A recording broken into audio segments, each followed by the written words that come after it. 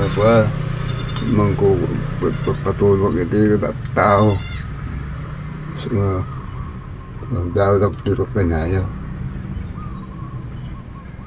magtrabaho.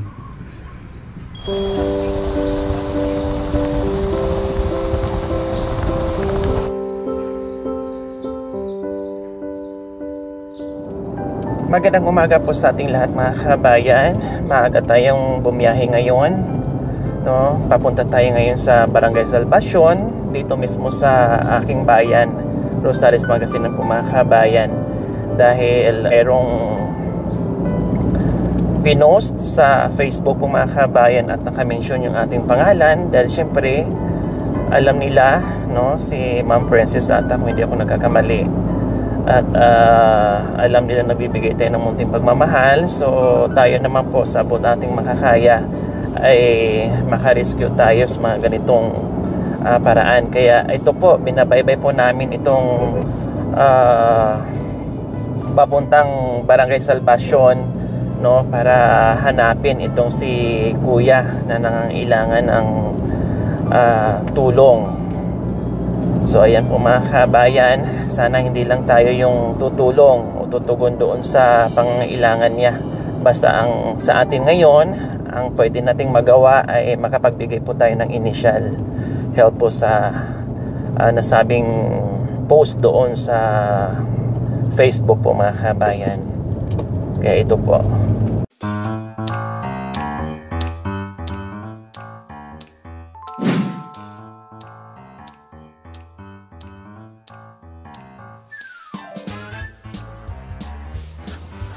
So dito po, no, akala ko ay sa bungad lang, pero ito, pumasok pa tayo. Nandito po pala sa looban mga kabayan. So ayan po, no, kung nakikita niyo po yung aking tinuturo doon po sa unahan, yun po yung nakita natin sa Facebook, no, na yung tinirahan ni tatay. Kapirasong kubo-kubo ni tatay.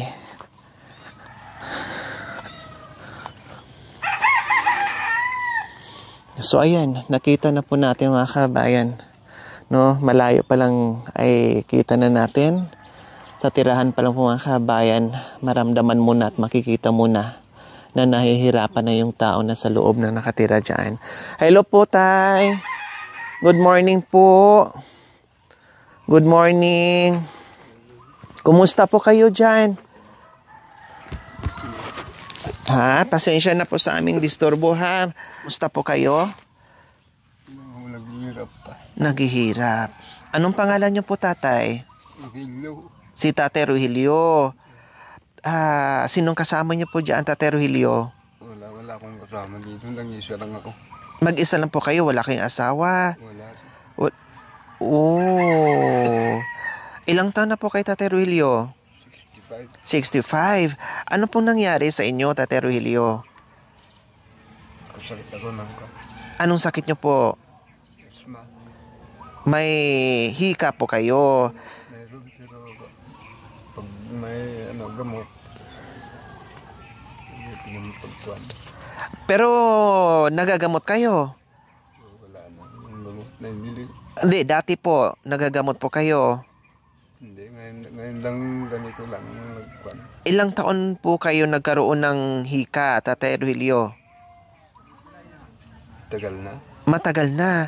Pero nagagamot kayo itong huli lang. Bakit po wala kayong pambili? Ano pong trabaho niyo po noon?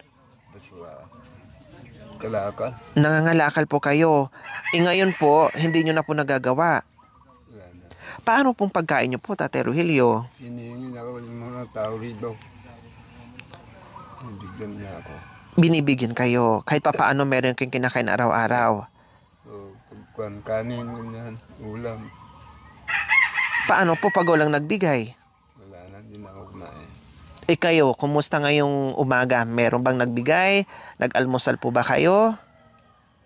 Kung mayroon kape lang, kape binibigay niya sa akin. Yun lang yung inalmusal ninyo ngayon? Oo. Coffee na plain, walang tinapay, walang kanin. Walang kanin. Mamayang tanghali, paano po? Mayroon po kayong sasaingin dyan?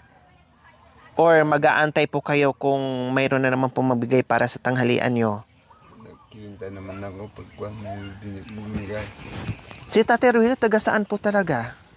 Taga rito ako. Nandito po lahat ng mga kaanak nyo sa Barangay Salvacion, Tate Rogelio.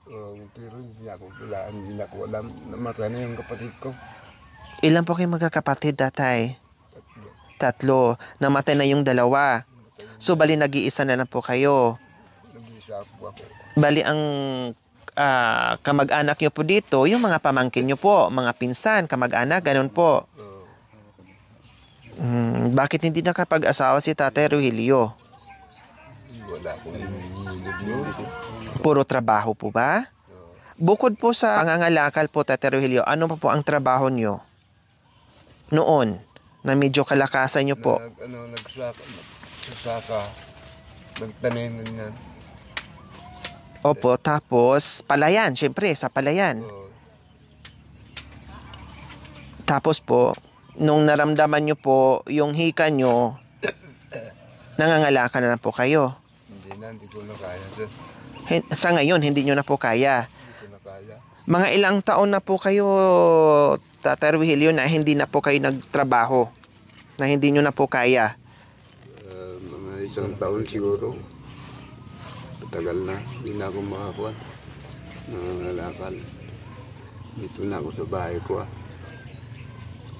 Bukod doon sa hika, Tate Rogelio, bukod po doon sa hika, Tate Rogelio, ano pa po yung ibang naramdaman nyo po sa katawan nyo? Yan na lang, yung hika ko lang. Yung hika nyo lang po. Ang problema nyo lang po ay yung pambili ng gamot nyo. Araw-araw po ba yun iniinom, Tate Rogelio? Yung maintenance po doon? Hindi naman pagkuhan. Pag gumalo yung hika ko, ganun lang. Ano po ba yung gamot na iniinom nyo po? Yung ano bang tawag doon? Inhaler? O yung parang pausok? Hindi. May ganun po kayo? Ayoko yung pausok. Ayaw nyo po yun. Ano lang, tabletas, parang ganun. So, Ano pong klaseng gamot po yun? Meron kayong resita? wala naman. Gumagamot lang ako. Pagkuhan may kuhan.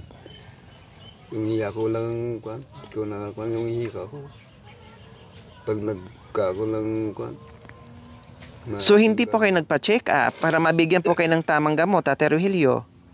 Wala na. Hindi naman. Wala naman kung kuhan. Maganda po sana pa-check up po muna, Tate Rogelio. Kasi mahirap naman po yung sabi-sabi lang or gusto mo lang bumili ng gamot sa tingin nyo po na makagaling sa nararamdaman nyo. Pero mas maganda po sana na makapagpa-check up po kayo. Kaya tinatanong ko po kung may resita po kayo kasi kung meron, kukunin ko po at ibibili ko po kayo ng gamot para kahit papaano ay meron kayong maiinom araw-araw. Kung araw-araw po yun, maibibili ko po kayo. Hindi po kayo pumunta sa center na magpa-check up man lang po. Wala na akong masahe. Wala akong pera ko. So sa ngayon, talagang wala kang iniinom na gamot. Wala nga. Anong huling inom nyo ng gamot, tatay? Kasi sabi nyo po kanina, mayroon kang iniinom, binibili nyo lang po. Anong gamot po yun? Tapos masalaw noon yung ganyan. Para daw po sa asthma po yun. Buti nakakabili po kayo kahit walang reseta. Hindi kaya naman yung kapatid ko ganyan yung sakit. Kaya yung may pag ko dyan yung bumibili pagkuhan. Meron palang nagbibigay po sa inyo. So ngayon na wala na yung kapatid ko, pinabayaan niya ako. Kumusta po, Tate Rogelio, sa dito sa tirahan nyo na mag-isa? Kumusta po ang buhay nyo po dito? Na alam nyong, siyempre may edad na kayo, tapos hindi na kayo makakapagtrabaho. Kumusta po? Ganito lang. Nalulungkot din po kayo, Tate Rogelio? So, wala akong kasama, yung pusa ko lang. Lalo na po sinabi nyo na yung mga kapatid nyo, siyempre, ay kahit papaano ay dadamay sa inyo. Wala na. kumbaga parang wala na kayong malapitan. Pero buti na lang kahit papaano, Tate Rogelio, mabait ang mga kapitbahay nyo po. Kasi binibigyan kayo ng pagkain. Tulad kanina, sabi nyo po, may nagbigay ng kape. Oo. Kahit papaano. Ganyan ulam na. Ganyan ko. Wow. Yan, malungkot si Tatay Rogelio. Hindi mapigilang maluha, maiyak. Kasi ramdam ko po mga kabayan, wala na daw po siyang mga kapatid na karamay o kahit papaano sa oras ng ganitong sitwasyon ay pwede po niyang malapitan. So ngayon, kahit papaano nandiyan yung mga kapitbahay or pamangkin or kamag-anak na pumupunta dito sa kanya, naghahatid ng pagkain, no, naghahatid ng kape, ulam, kanin. So malaking tulong po yun kay Tatay Rogelio dahil hindi na ito makakapagtrabaho. Sa ngayon po, Tatay Rogelio, kaya nyo pa pong magsaing, magluto? Kaya ko pa. Kaya pero pa. Yung hindi ko na kayang ng tubig. Yung mag-igib na lang ang hindi nyo po kaya. Sino po pala nag-iigib sa inyo? Yung inumin nyo, yung panghugas nyo, ng pinggan? Yung mga batang kwan, gusto niyang tulungan na. Yung mga apo-apo? Yung galong-galong na lang. Na maliliit po? Na kahit papaano yung mga apo nyo ay... Hindi ko yung apo, yung mga bato dyan. kung sino lang po yung mautusan o makita nyo po dyan, makikisuyo kayo. Pag once na nainom nyo po yung gamot na yun, nakakaramdam kayo ng ginhawa? Ha? Nakakiginhawa kayo? So lalo na pag ngayon, Tatay Rogelio, kasi taglamig na. So lagi po kayong sinusumpong. Pag sobrang init, sinusumpong kayo. Pag sobrang lamig, sinusumpong kayo. Hindi ako makahinga. Kasi yung iba po, parang may inhaler po sila, yung umuusok. Yung ginagawa ng iba. Iba yung pausok, iba yung inhaler. Di ba po, Tatay? Hindi na subukan. Hindi nyo pa na-try nung ganon? Hindi pa. Hindi pa. Kabayan, ito yung kapiranggot na bahay ni Tatay Rogelio ay mag-isa, no, hirap kumilos, no, kahit papaano ay kaya pa niya magsaing, no, may mga taong tumutulong niya dito, yung pag-iigib, may mga batang natatawag para kahit papaano ay magkaroon siya ng tubig po mga kabayan. Napakahirap po talaga. Sabi ko nga palagi, hindi baling mahirap yung buhay, no? Basta malakas ka lang, kahit papaano ay makagawa ka ng paraan para makakain ka sa araw-araw tulad ng ginagawa ni Tatay Rogelio noon na malakas pa siya. Kahit gawin, no? Kahit gusto mang gawin ni Tatay Rogelio maghanap buhay, mga lakal, lumabas ng bahay, no? Maghanap ng pagkain niya. Pero talagang hindi na po kaya ng kanyang katawan, no? Ang pag-asa ni Tatay Rogelio, bigay na tulong galing sa kapitbahay at kaanak, no? Ganun po talaga. Kaya mahirap magkasakit, no, na wala kang kasama, mahirap magkasakit na walang aalalay sa iyo, no? Kaya Tatay Rogelio, nandito po kami ngayon na kahit papaano ay makapagbigay po kami ng munting pagmamahal. Dahil si Tatay Rogelio po mga kabayan, ganang sinabi ko kanina, pinost po ito sa Facebook. Tapos na-mention tayo dahil alam naman ng mga kababayan natin na nagbibigay tayo ng munting pagmamahal. So nandito tayo ngayon para maihatid yung ating pagmamahal at malaking tulong. Bagay ito sa pang-araw-araw ni Tatay Rogelio na kahit papaano. Halimbawa, hindi naman lahat ng oras yung kapitbahay ay magbigay. Hindi naman lahat ng oras yung kapitbahay ay nandiyan, no, magbigay salamat. Kung hindi, salamat pa din. Ang importante ay meron si tatayng pagkain na naibigay natin na kaya pa naman po niya magluto, sabi po ni Tatay Rogelio. Okay, so Tatay Rogelio, ito na po yung aming pagmamahal sa inyo. May mga groceries na po tayo dyan at groceries natin. Okay lang po, Tatay, relax lang po kayo, ha. Okay lang po. Wala po. Grabe. Relax lang po, Tatay Rogelio, kasi may ano po kayo, mahika para hindi po kayo mahirapang huminga. Bukod pa po tatay, ito kahit papaano, meron kayong cash. Pambili ko ng ulam. Opo, may mga groceries na dyan, may gatas, may mga kape, mga dilata dyan, at gamit mo dyan sa pagluluto dyan kung anong lutuin mo, ha. Kung sino yung mautusan mo, pwede nyo pong pabili ng ulam nyo po, no? Hindi ako nangangako, pero sa abot ang aking makakaya, makabalik ang team dito, no? At